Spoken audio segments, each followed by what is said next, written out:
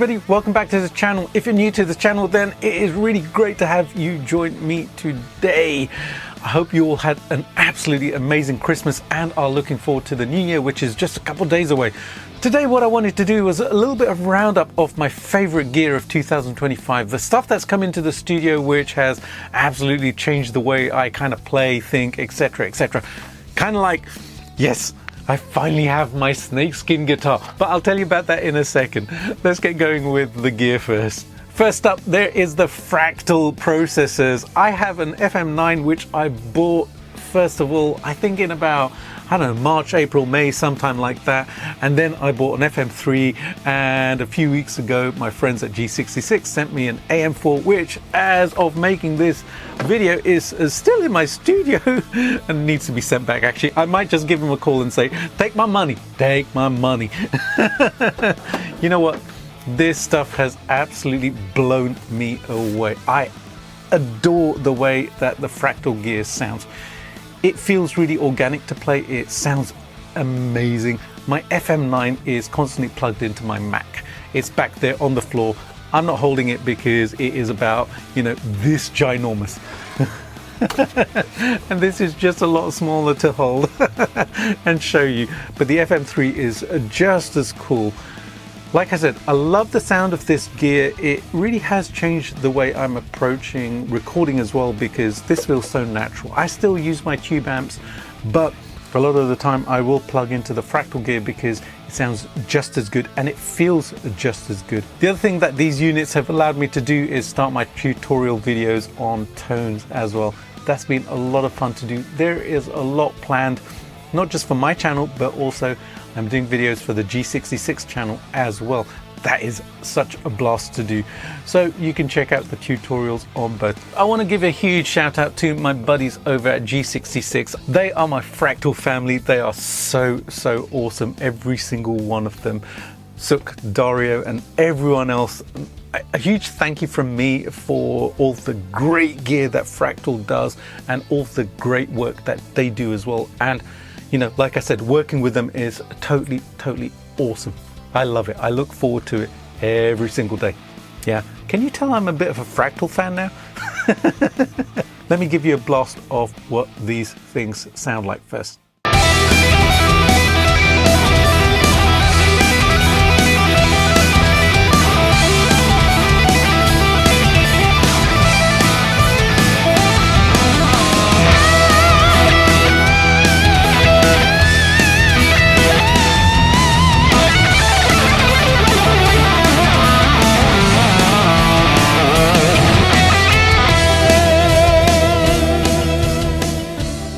It has been quite a significant Van Halen-ish kind of year for me, as you can see. So a couple more guitars have turned up. I already had a collection of Wolfgang guitars, and I bought a Sterling AX40 last year, which is absolutely amazing. That guitar, so much fun to play. But I was interested in these Stripe series guitars as well, and I bought the red one first. This completely blew my mind. The neck on this is absolutely sublime, and I'm using it a lot for solos. One of the reasons I use it a lot for solos is I floated the bridge by shimming the neck, and the bridge floats like no other bridge that I have, and it just warbles and flutters and does nice stuff, and it kind of sounds like a Red Beach guitar, if you kind of get my meaning. It just has those little flutters and stuff in there. So I loved this one so much that I actually then bought this one. In fact, originally I wanted a yellow and black striped one, but I couldn't find one at the price I wanted to pay, and the red one came up and I was like, hey, let's go for that one. I'm so glad I did. These guitars are absolutely amazing. I do love playing them. And a little before I found this black and yellow guitar, I actually modified one of my other guitars with the black and yellow stripes, made it my 1978 guitar. This one was really cool though, because it had been slightly relicked and it looks a bit old and stuff and beat up, and just a little bit, not too much. I really like that about this one, which is why I went for it. And it was an absolute bargain as well, which was a bonus. So yeah, the EVH guitars have really kind of added to my collection, but also I love playing them. You'll see them on a lot of videos when I'm doing solos. Light up the sky.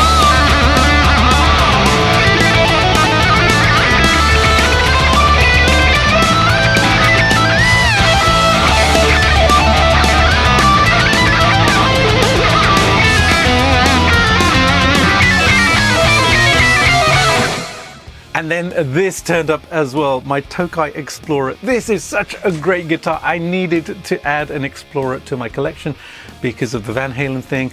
A lot of the first Van Halen album was recorded on an Ibanez Destroyer. So I was seeking out an Explorer style guitar anyway. This one came up, and in fact, the guy who sold this to me, Sai, he's in a band called Soho Dukes.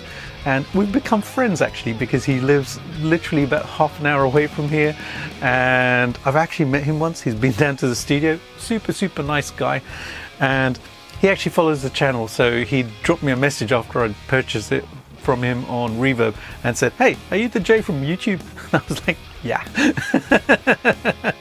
But this is an awesome guitar. I've modified it just a tiny bit with a Maxon Super 70s pickup in the bridge, which is the pickup which was probably in Eddie's Ibanez Destroyer when he was playing it on that first album. This pickup sounds amazing. This one's from 1973. It's actually from the date when I was born. Yes, the actual date when I was born. This pickup was made. How cool is that, eh? But yeah, this was a great addition to my Van Halen collection. Love playing this, and this sounds absolutely immense.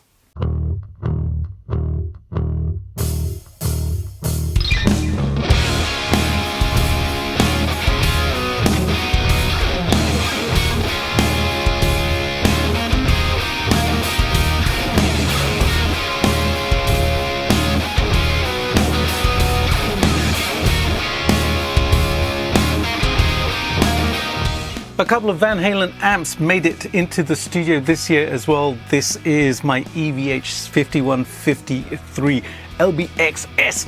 Yes, that's a mouthful. This is the stealth version of the Lunchbox amp. Love this thing. I have gigged this and it was immense sounding. I absolutely adore it. It's a little firecracker and a half. This was so good that I actually went and bought a 6L6 50 watt version as well. I would have gone for the 100 watt version, but it was bigger, and you know, space is a premium in here, so it's actually in my rack down there. That amp is mind-blowingly good. It's absolutely phenomenal. Both of these amps are, and I love playing them. It's a tone which I can just plug into and just enjoy for hours and hours and hours. Glad I added these to the collection because I do play them a lot. Yes. But there is one more Van Halen inspired amp which made it to the studio as well, which is my cool Marvel Deluxe amp.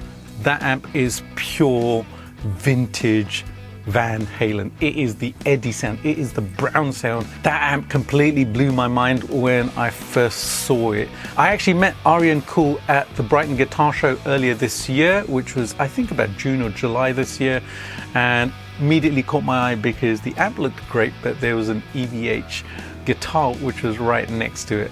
So hey, you know, I had to go and say hello and try out the amp. Turned out that the amp was based on a modified Marshall. It has so many tricks in it. It has an 84 mode, which is the Eddie kind of mode. 3 channels. It has the Jose clipping thing in there with an extra tube gain stage, which sounds absolutely incredibly good. But the one thing that really sold me on the amp was the fact that it has a low power switch, which is actually a variac switch.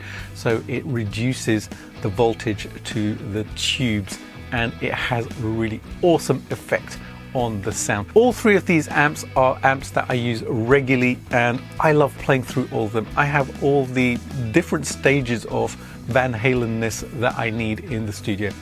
I do need to add a 5150 OG at some stage, block letter. What do you think? Anyways, that's for another day, right?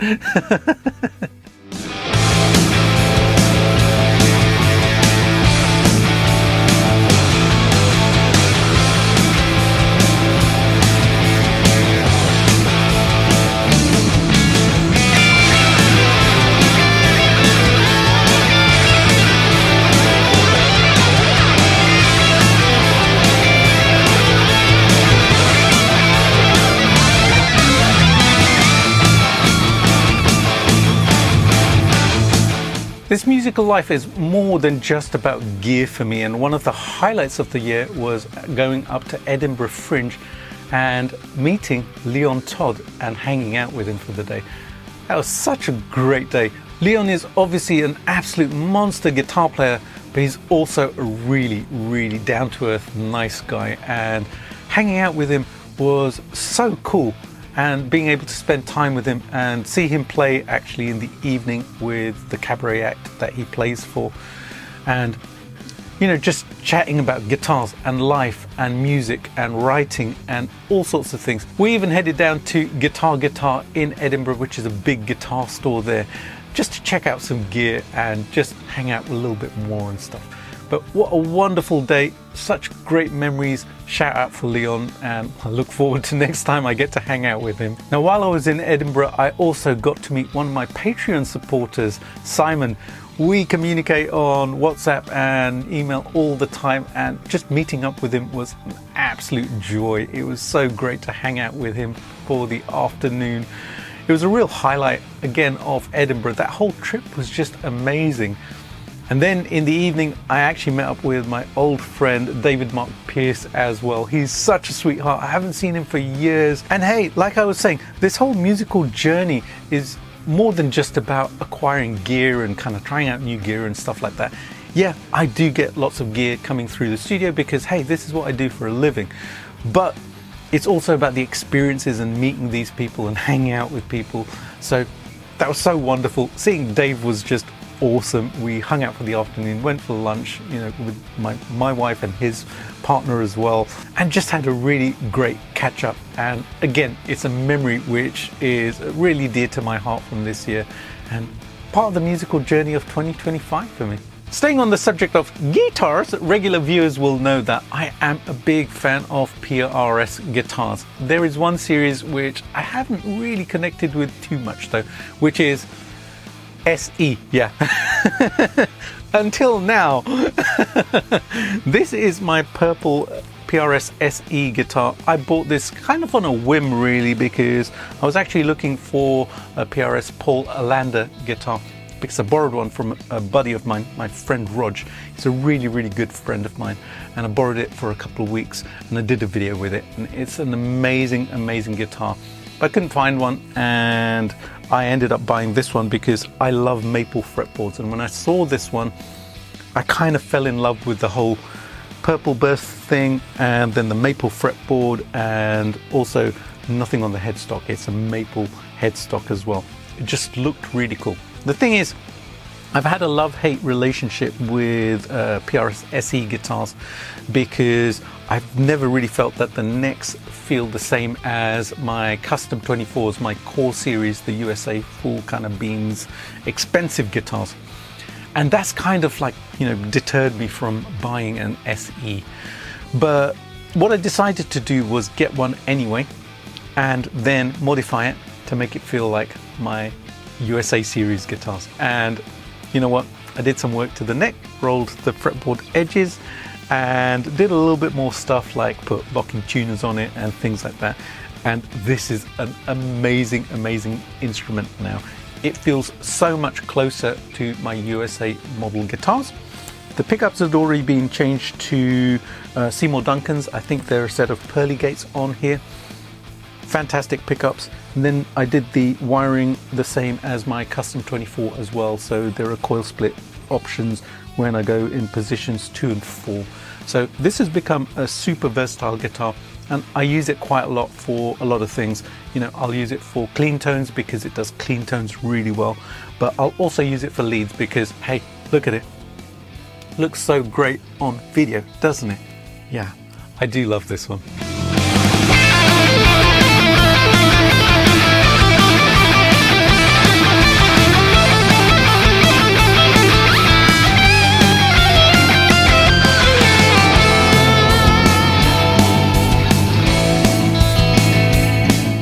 Talking about purple guitars, my Sterling Luke gets played so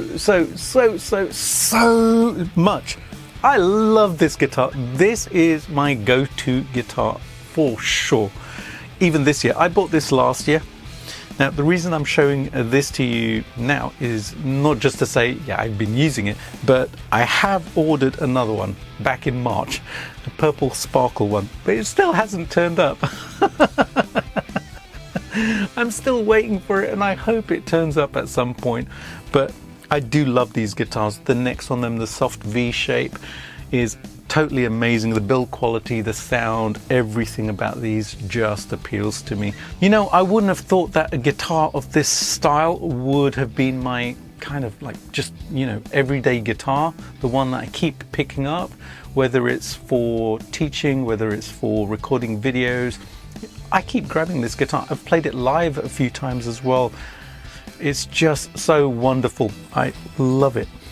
But hey, you know, it's really made an impact on me. And hopefully soon this will have a number 2 as well in purple sparkle, because I would really love to add another one, simply because I play them so much and they feel so amazing and sound out of this world.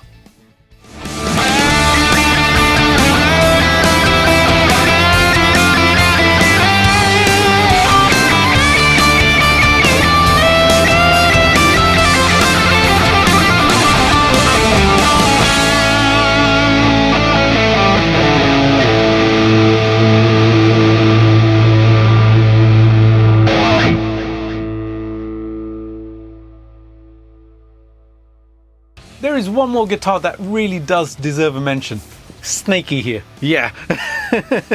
I adore this guitar. I have been planning a snakeskin conversion for so long. I've forgotten how long. I have a full video on this, so I won't go into too much details. You guys can go and check out that video if you would like to. But this was one of my old guitars. I refinished it with the snakeskin a la Warren DeMartini, who is one of my absolute favorite guitar players of all time. Has a Seymour Duncan RTM Warren DeMartini signature pickup in the bridge and an SSL4 in the neck. It's just a phenomenal guitar, this one. The neck is absolutely sublime. And hey, look, it looks an absolute $1,000,000, even the back. Yeah. I can't show the back while I'm playing because, hey, then I can't play, right? But this is a gorgeous guitar. It plays so well, it sounds incredibly good, and it's going to be a good addition to the studio for the coming year because I am going to be using it a lot.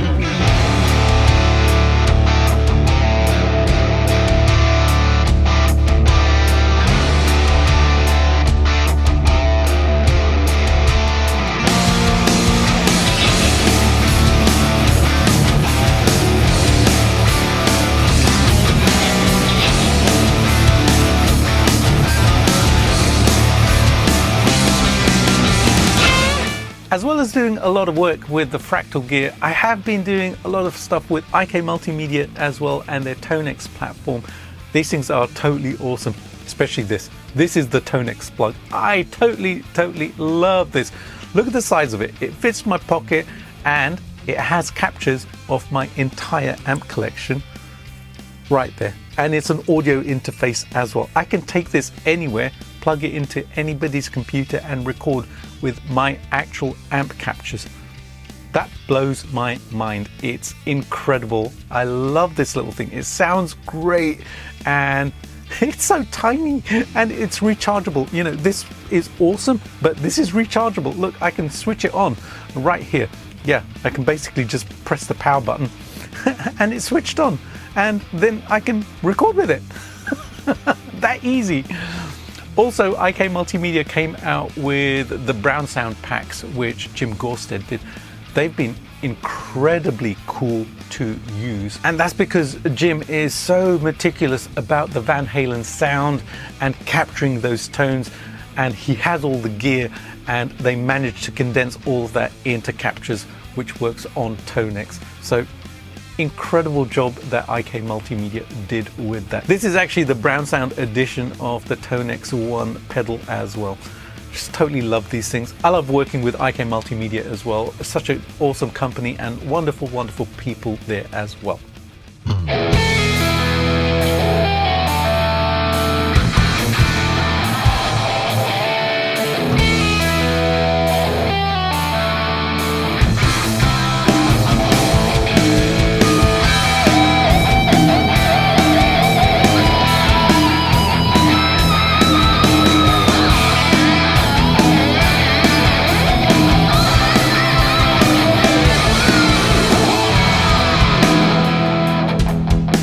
One of the other pedals which has been mind-blowingly good is this tiny little Valeton GP5. This year, this completely and utterly kind of rewired my brain because I did not expect this to sound as good as it does.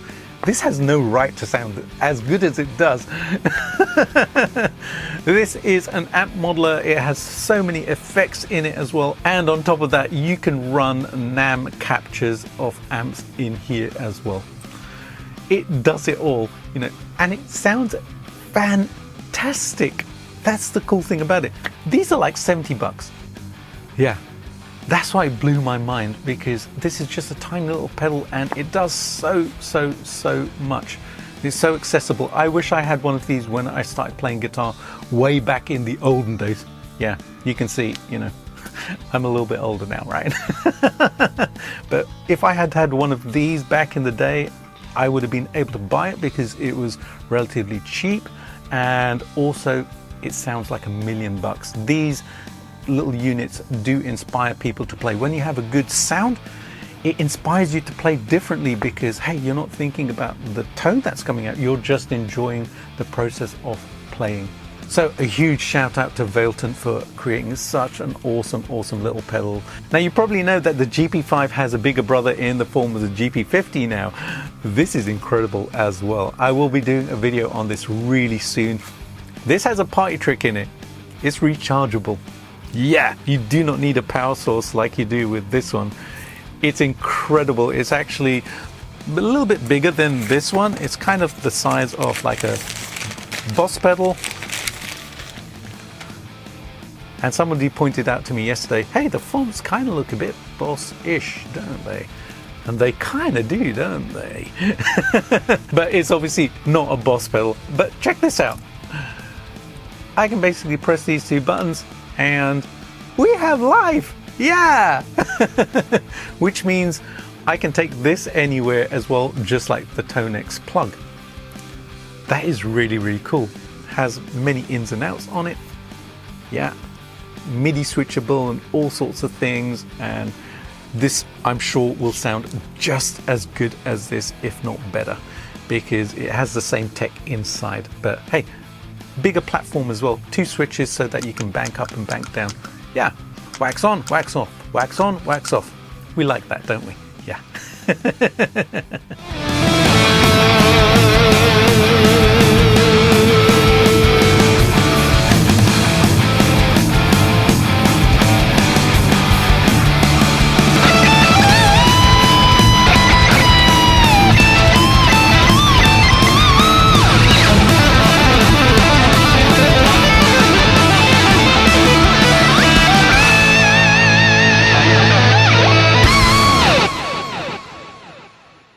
There have been a few bits of gear which have arrived in the studio which I haven't gotten around to doing videos of. One of them is this awesome pedal. You would have seen a preview of this in my video when I went to see my very good friend Stefan Huther over at Red Stuff Amps in Germany when I went to Guitar Summit. This is the Germanium 1886 pedal. This is the best high gain pedal I have ever played in my life. This sounds spectacular. I will be doing a full video of this really soon. Reason it has stripes on it, Stefan didn't do this by the way, I did. Because this sounds so close to my 5150 amp, the big one, the 50 watt. It's not even funny. It's ridiculously good. This does everything from like the 5150 sounds to diesel sounds to Engel sounds to rectifier sounds. This is a high gain beast. This is the thing in high gain pedals. Anyways, I can gush about this all day, but there will be a full video on this in the new year. But in the meantime, I want to give you a little clip. Check this out.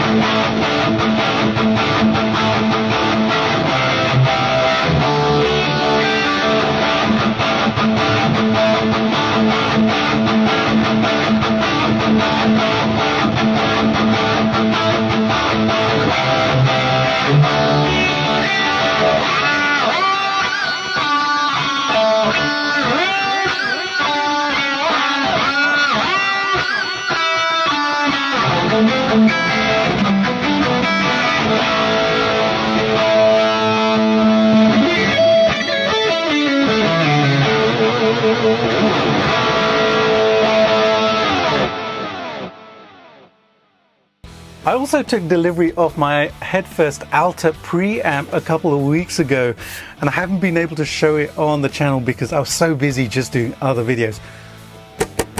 This, wow, just wow. Now the first time I plugged into this, I literally played it for about 2 hours. Yeah, straight, because it is so dynamic sounding. This is totally addictive. This feels so incredibly dynamic to play, and the sounds from it, my goodness, mind-blowingly good. It also has the TONEX technology built into it, so the cab sounds are already in there, so you basically just go directly into your interface and that's it. You just record with it. And the sounds were just incredible. A clean channel on this. My God, I want to play it now. It's giving me goosebumps. And both the drive channels are just insanely good. Jason over at Headfirst is incredibly good at what he does. He is a bit of a genius when it comes to stuff like this. This is the MP1 killer, I think, which is why I bought one myself. I totally love this. Wait till you hear this. In fact, I'll give you a little clip right now.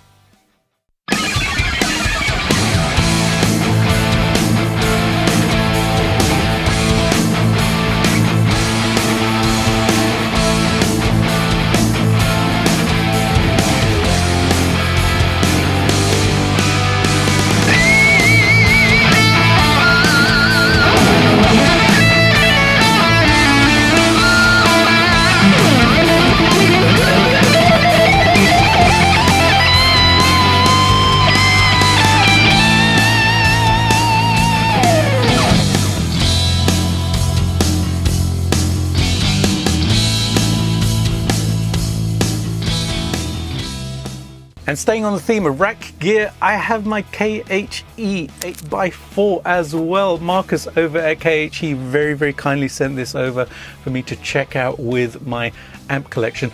My amp collection has gotten pretty big now, and switching between amps has become a little bit tiresome, you know, switching over cables into my load box, etc. So this is a must for the studio now. I'm really looking forward to installing this. This is a beast of a unit. It will allow me to switch between 8 different amps. I actually have 7 amps to my right here, so they'll get plugged into here, and one of the other amps, which is to my left, will also get hooked into here as well. And I have a track planned where I am going to be switching over in real time while I am playing as well. That will be spectacular. But huge thanks to Marcus for sending this out. This has been such a necessity for the studio as it has expanded, and this is going to really change things up in here. And I'm looking forward to showing you exactly what this thing can do. Anybody with an amp collection needs one of these. There is one more guitar which turned up at the studio this year as well. This is my Washburn SS40.